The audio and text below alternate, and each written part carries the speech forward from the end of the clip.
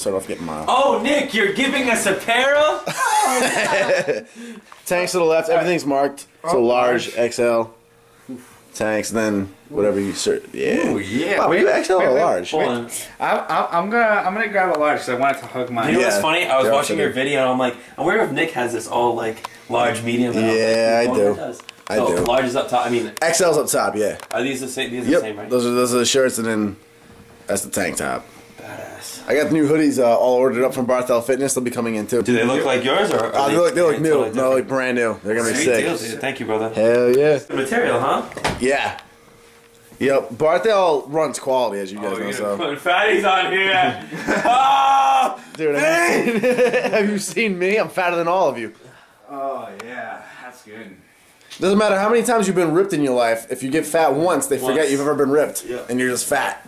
Oh, I like this. Chub mode. And you're on a permabulk even when you were ripped like 12 months ago. Yeah, when you wash it, it'll snug up and soften up even more too. So it'll be all kinds of fitting. And you're right about the red. It's like it's bold. It does pop. Money. Nick in the shoulders. That's what I was waiting for. Money. Oh, did you hear that one? Yeah, it cracked real good. Is that what you use as mirror for? Yo, twinning. Yeah. Twinning. Yeah. The mirror's busted up. Gains. The mirror's real poverty. They're so Perfect.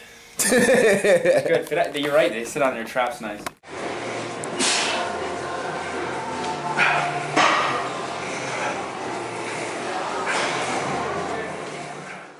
Today is my extra shoulder day. We went over this in my last rebuild episode. I told you guys that I do the push, pull, legs, repeat. However, I can't train legs right now, and I'm adding in an extra third shoulder day dedicated only to shoulders. And I'm training with Olympus Iron because they both have amazing shoulders. Both of them are seasoned, especially Nick Pinheiro, who's been competing as well.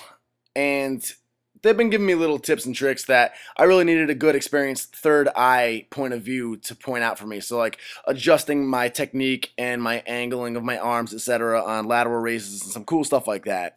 So today we're starting off with the standing overhead press, which is actually Nick's idea, Nick Pinheiro over here, which surprised me because he has a very old school bodybuilding mentality. In other words, he never trains for powerlifting or strength training. He's one of those firm, I'm a bodybuilder, I train only for bodybuilding. Because of that, I can actually outlift him on a lot of different presses.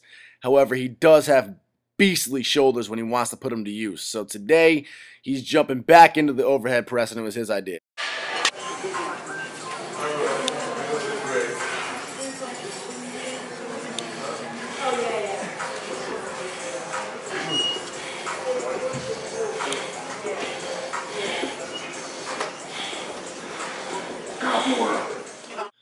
Now, Bob and I are very similar in strength. I have Bob by a little bit, but that's only because Bob's only been training for 2 or 3 years. Now, Bob is surrounded by old school, seasoned, experienced veteran bodybuilders. So unlike the rest of us, he's been guided by professionals and the best. AKA, he was able to maximize his first 2 or 3 years of what you would call noob gains and really blow them up optimally, while most of us wasted hours doing trial and error and messing up. So Bob looks amazing and he's very strong. Him and I are both going neck and neck at the overhead press, being one of my weakest movements. We pyramided up from 135 for sets of 10 to 12, all the way up to sets of 8 and sets of 5, and we finished off our last few sets were done sets of 3.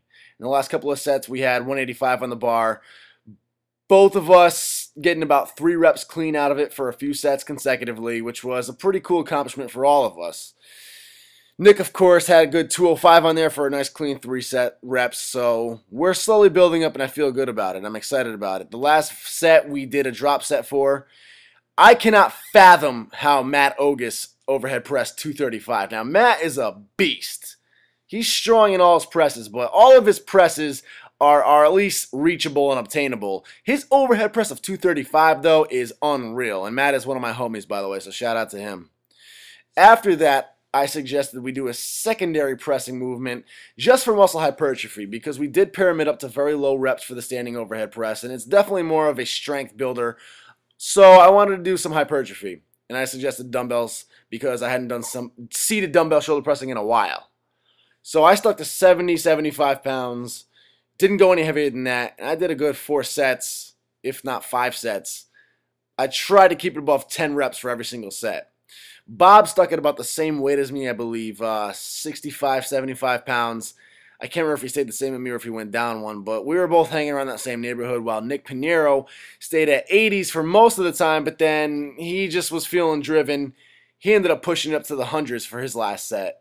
Granted, he only got like 5 or 6 because he was totally pre-exhausted. One thing about the standing overhead press, if you're not familiar with it, is it will burn the crap out of you and your strength for the rest of the workout. It's great like that. But hey, if you got to go for it, and Nick's a beast, so we went for it. Shoot, I mean, the one time I've tried 100-pound dumbbells and shoulder pressing, I did it fresh, and I only got 6 reps assisted. Like, 2 or 3 of them were on my own, and the rest were assisted, and that was fresh. So Nick's getting like 6 reps out here after fully exhausting himself with this vicious pressing regimen. That right there just shows you that Nick Pinheiro's a beast with the shoulders. Perfect crew to train shoulders with, if you're like me and you're lagging.